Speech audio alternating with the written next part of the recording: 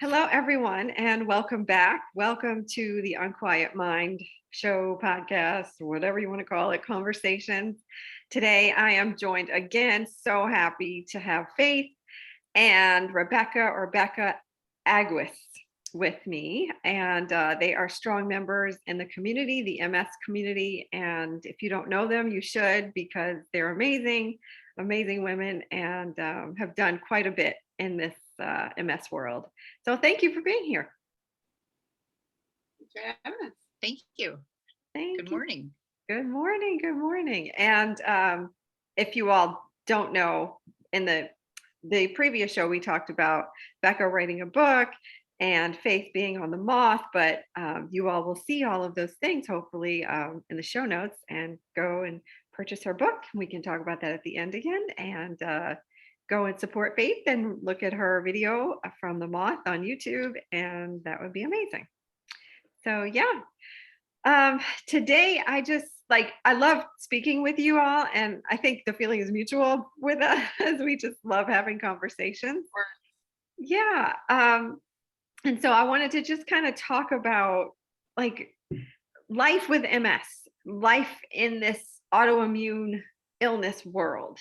And I just, wanted to get your feelings. And I guess sometimes people feel like I'm, too deep or whatever, but I mean, it's good to be introspective when you have an illness or when you're facing someone who has an illness, like your mother. And so I guess my first question is, what have you, and either one of you can start, what have you learned about yourself on this journey? That I'm a lot stronger than I think I am or realized. I don't think I used to give myself enough credit for, I would say she's the strong one, but yeah, I think in the last couple of years I've realized I am stronger than I know. Yeah. I think it hits you one day and you're like, wow, yeah, I can do this. I can handle all of these emotions and doctor visits and all the new vocabulary. I can handle all of it. You don't know until you know, right? I think. Yeah. Right. Yeah. What about you, I Faith? think in general we Oh, don't sorry. really give ourselves enough credit for things in general too. So, you know. For sure. For sure. What about you, Faith? What do you think you've learned? One thing, two things, many things. Oh, man, I could give you an encyclopedia. I think since I've been a little girl, I've always been that person that had to be in charge. My mom and dad worked when I was little, so I had siblings that I had to make sure they had food and the house was clean and the laundry was done. All the, the things that, you, your mom should really do, but I was in charge. And it just carried through my whole life. I'm always been that type of person where if something happens, I deal with it. Yeah, you're going to have moments where you're down in the dumps and you cry or you're feeling sorry or whatever it is, but I can't live like that. So then you pick your bootstraps up and you go about your day, you do what you need to do, and life goes on. You become stronger with each incident that happens, whether it's another illness, whether it's something to do with your house or your children, you just learn to adapt and become stronger with everything that happens in your life. That's so true. I don't know if I asked this the last time, but has anyone else in your family been diagnosed with MS or something? Yes, my sister, she's 5 years younger than me. She also has MS. Really? So, we've always been told that siblings can't be, you can't have MS in the same family. I mean, that's been that way since I first was diagnosed. You would say, oh yeah, my sister has it or my mom has it, and they look at you like, no, they don't. But we really do.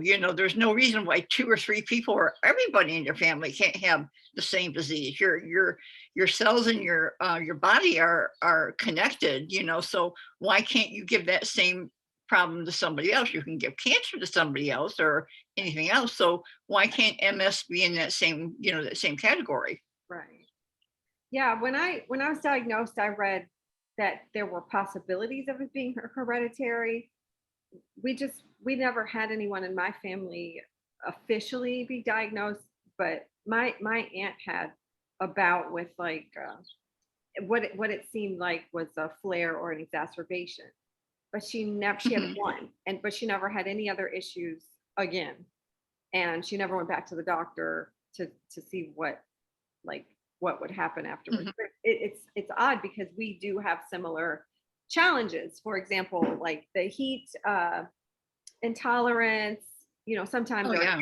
her gait is off, like mine. So I'm like, I think you have MS, but they just never officially diagnosed you. So yeah. And autoimmune diseases run in our family too. Like I have the same one as she. We both have Hashimoto, so the Oh, autoimmune family runs in our family. right. Wow. Okay. So yeah, thyroid issues for sure. I read Mhm. about that. Yeah. So that's why it like you said, it would make sense that MS is hereditary. Like Right. we're all connected, you know what I mean? So why not? Yeah. I don't know. Heat tolerance is a big problem with both of us, Yeah. especially in the summertime. We are out for the count when it's a really hot day, or if we're just running around doing things sometimes and it's muggy, it takes everything out of us. So it doesn't matter if it's MS or if it's intracranial hypertension, the heat, will do a number on you. Oh, for sure. Me too. My legs are noodles. Like I walked to the Yeah. grocery store the other day and it was like, wasn't even that hot. It was just humid. And by the time I got back, I literally just plopped and all the groceries fell, plopped on the sofa. And I was like, I Mhm. can't move. Yeah. So I guess when you're gardening and out in the yard, you do everything first thing in the morning or late in the evening. Yes. Yeah. Yeah. Yeah. Or I wait till she's not here and then I'll sneak out and do it. Which, oh no. Don't tell her. Right. Little does she know, I got one of those little cameras on my phone. I know what she's doing. Yeah. So, like both of you now experiencing an autoimmune challenge, what do you think it's taught you? Like on a really personal level, like what has it taught you about life and just, I guess, mortality and just who you are as a human and as a woman in this society? One thing for me recently, it's the little moments, enjoying the little moments. I've always been the type of person to savor those little moments and really be present in the moment and not let other things, distract you. Yeah. And I think in the last couple of years, I've put a lot more focus on that. And whether that's because of health or just life in general, like I really, really make a conscious effort if we're out doing something or even just at home and we're laughing together. I really, really try to be present and soak that all in. You don't know when you're going to get those moments again. So if I can really sit there and just be present in those moments and enjoy them for what they are, then I'm good. I love that. Yeah. What about you, Faith? What has it taught you? I think it's pretty similar. We take a lot of pictures, of each other, of things we're doing, of, silly moments. So, we use that as kind of like our connection, between the good days and the bad days. And yeah, we're going to have a lot of good days, but we also have a lot of bad days. And when I have a bad day, I don't look at it as a bad day. It's like, okay, well, what do we need to do to get through it? And, whether I just kick back and rest for a few or I just keep plowing through it. I've never been with all the illnesses I have. And now I have a new rare lung disease that I don't look at it as being, okay, you got one more thing on your plate. I do what I need to do. And it's like, okay, well, let's get through the day and just keep going. Mhm. I'm not going to worry about when my time comes because I don't know when it's going to come. And if it comes today, then I can say I had a great life. If it comes next week, okay, we had that much longer. So I never dwell on the fact that my age and my mortality or my diseases are going to end that. I just live it the best I can and fill it with laughter and love and, keep going. That's that's probably one of the best outlooks to have, really. And I love that what you said about presence too, Becca, because when you are living, like before I was diagnosed, I was footloose and fancy free. I wasn't really thinking about, the long run. I was just like, I want to go to happy hour, I want to hang out with my friends, We all. yeah, all of us, I think. And so, when you get a diagnosis, it's like, wow, life kind of like hits you in the face and everything just flashes in front of you and you're like, okay, what am I going to do now? And I wasn't present at all. I was out enjoying things for sure, but it was like, it was very superficial. You know what I mean? Right. Yeah. And like, okay, for example, we went to get ice cream like on Tuesday or Monday or Tuesday. And it was like one of a really hot day here, one of the hottest days, but we went like when the sun was going down and just to like enjoy the the scenery and just like being able to eat ice cream. And I remember the kids, I have one child and my friend has one child. And so we were all together and the kids were like on their phone and my friend was like, you guys have to get off your phone. And I said, yeah, let's be present in this moment, and I want to instill that early on because, you just never know what will happen. But that's super important that having a presence and like you said, Faith, not really dwelling on, okay, well, this aches, this hurts, I have, this issue, my blood work says X, Y, or Z. Like you'll go nuts if you think that way, I think. Yeah. Yeah. And you Absolutely. won't enjoy what this world is bringing, whatever you believe in. If you believe in a higher power or whatever, like you won't enjoy any of it. So Or I the try people not. you're with. Yeah, exactly.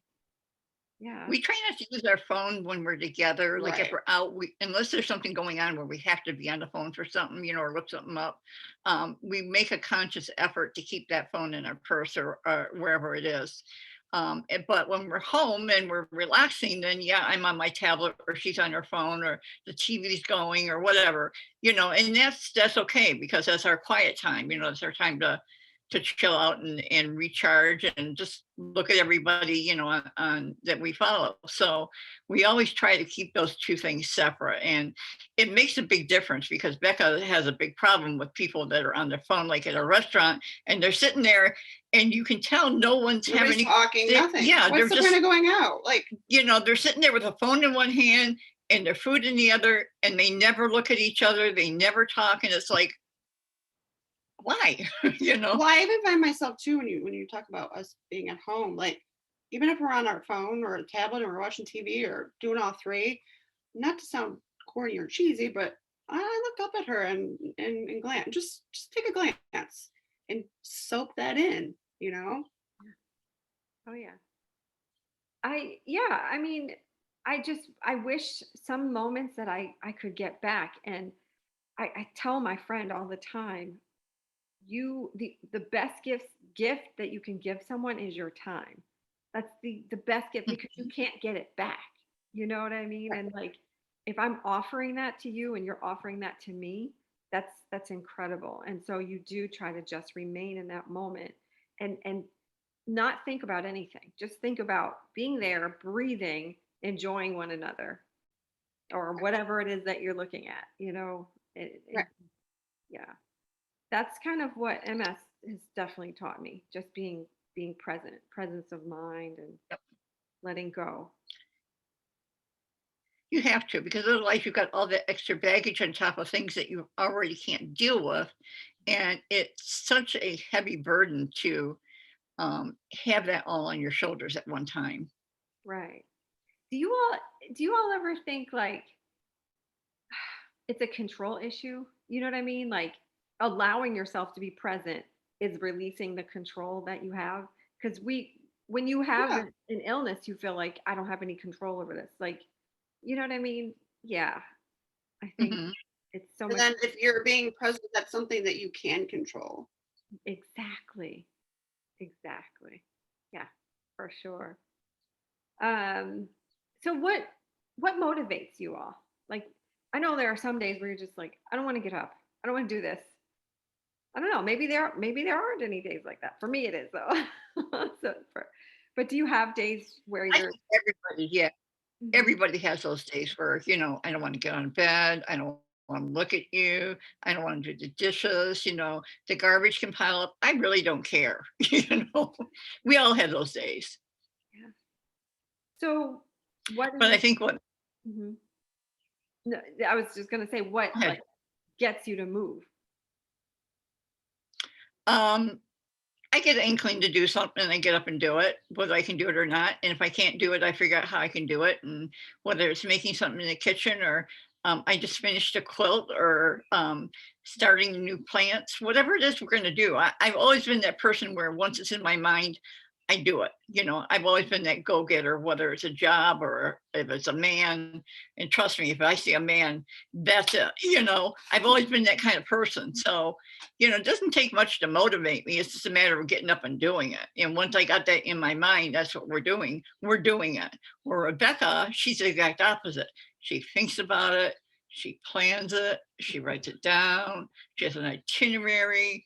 It's like, we're total opposite at that point. 3 months later, she'll go, oh, yeah, let's do that. Where I've already done it, it's over and I'm on to something else. Yeah. I think I've gotten better over the years though with that. Yeah. The first year we went to San Francisco, she had it down to the millisecond of every single thing we were doing. I mean, you couldn't even go to the bathroom if it wasn't on her list. I'm not kidding you. It No, drove for me real. nuts. Yeah. It's the OCD in me. Like I don't know. I'm very like, yeah, like she said, I need plans. I need structure. Yeah. That's not a bad thing. That's not a bad thing. Both are great, actually. Yeah. The It's spontaneous. aggravating. It's a good, It's aggravating. it's a good balance, I think. You know. Yeah, that's right. It's a good balance. Yeah.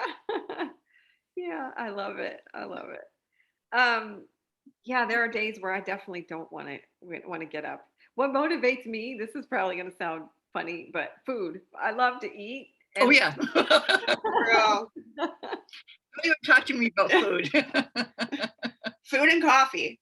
If you tell me there's coffee there, I'm there. Sure. So I used to be no, go ahead. a size 6. I'm not a size 6 anymore. And we're gonna leave it at that. So lately I've been watching Chopped. We watch Chopped like every day. Oh Yeah, yeah. we love Yeah. So that's motivating me like every day. I'm like, oh, what am I going to cook today? Okay, I have to get up because I want to experiment with this. So food motivates me. Sick or not, I got absolutely. to Yeah. Um, so I guess I just have a couple more questions for you all. Is there a takeaway? And maybe these kind of all like piggyback off of one another, but is there a takeaway that you can share with others who are newly diagnosed or deep in their diagnosis? Because I love speaking with you all because you're just like, you're so genuine and so transparent and you just tell it like it is. And I love that. And you can help so many people and you do. So that's why I love speaking with you and wanted to know, do you have a takeaway that you've learned or gained in this MS world or autoimmune world? What can you offer to others?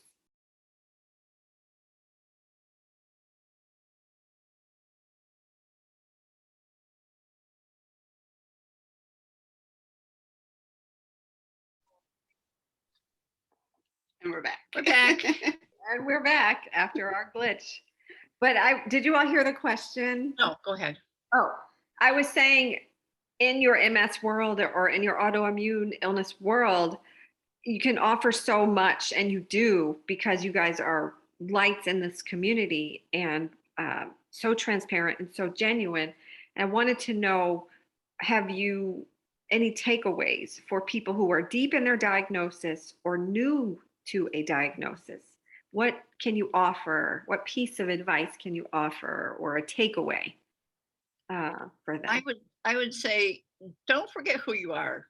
You know, just because you have a disease, whatever it might be, you're still you. I'm still Faith. I'm still mom, a grandma, I'm a friend, a pain in the ass. But you gotta put yourself first, because if you let your disease take over who you are, your disease is going to win 100%. And you might as well just get yourself a grave and jump in it, because you're done. So if you don't live your life to who you are to the fullest, then, and if you can't do it by yourself, find people that can help you, regain who you were before you had the disease.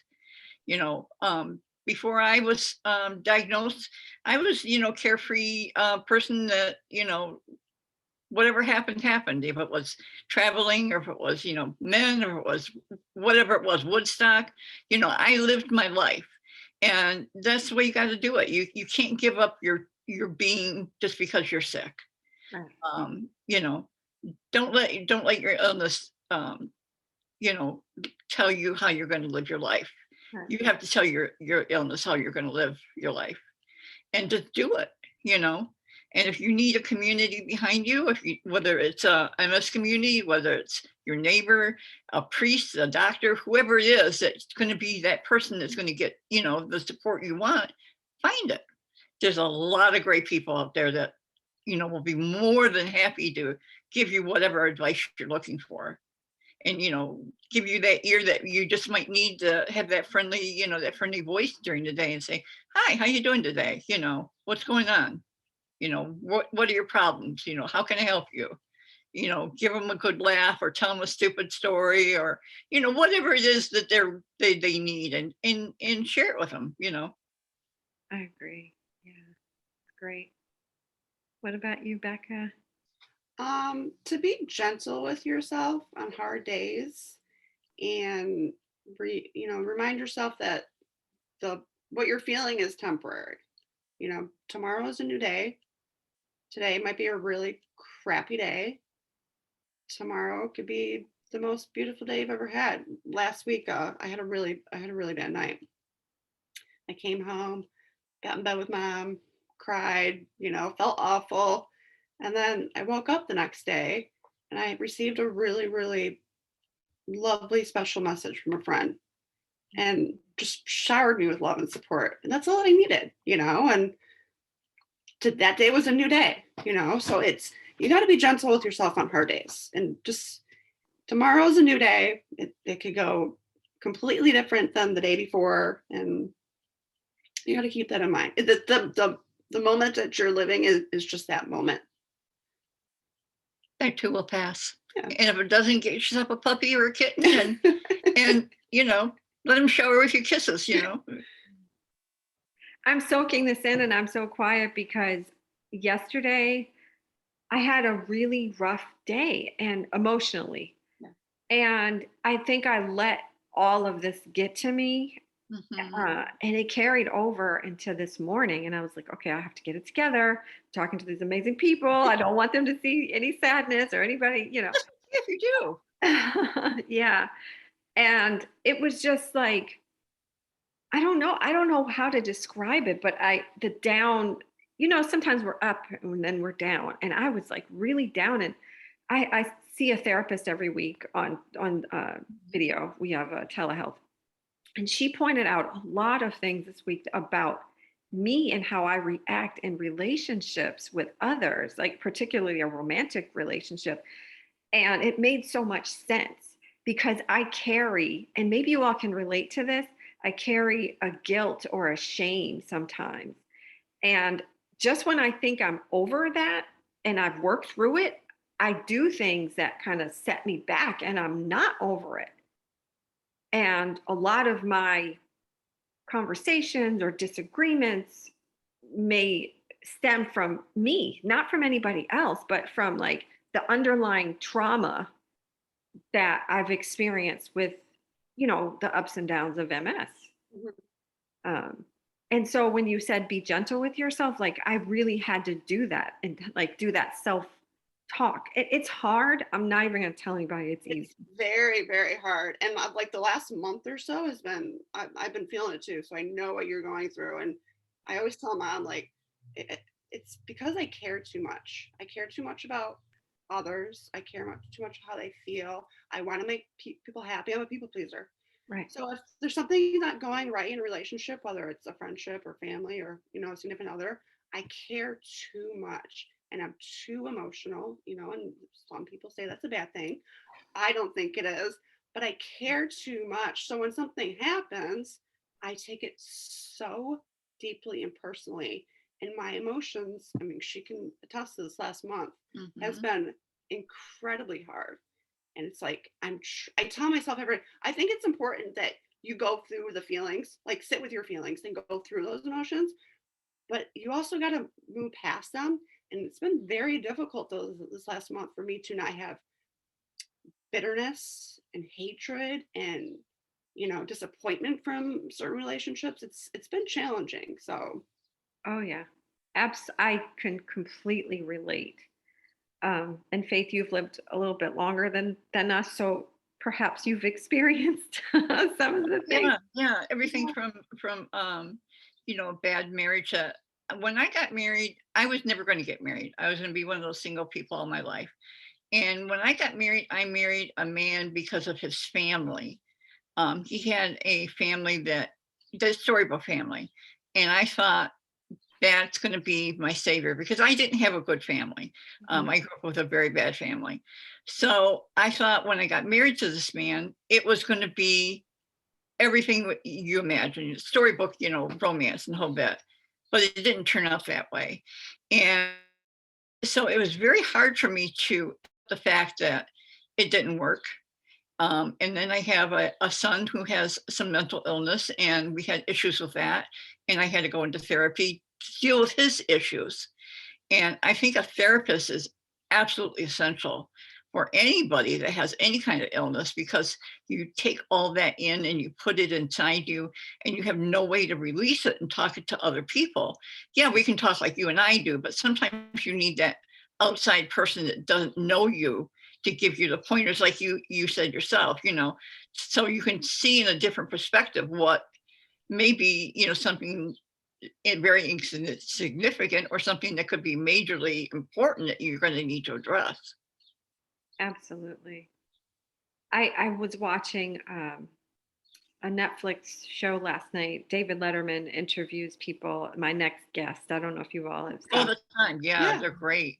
They're so good. And I was going back to one that I had already seen, but I wanted to see it again. It was Lewis Hamilton, the Formula One race car driver, and he's a British guy, he's a Brit, young, Mhm. young guy.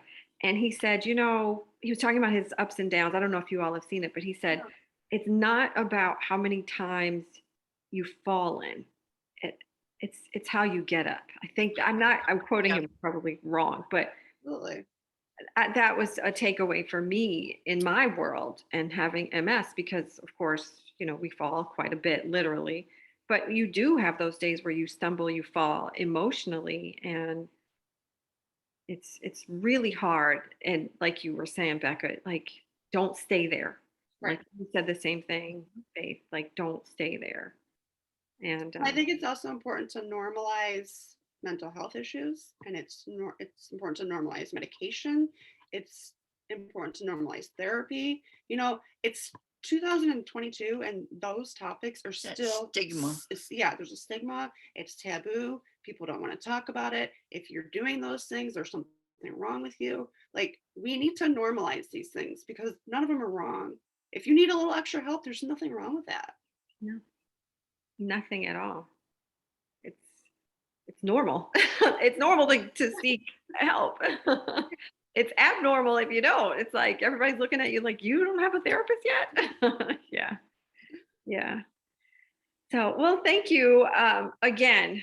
I truly appreciate your time and your energy and you offering this space because you can't get the time back. And I appreciate and so I'm so grateful that you want to come on and talk to me. Vice versa, honey. We love you and we appreciate you doing this.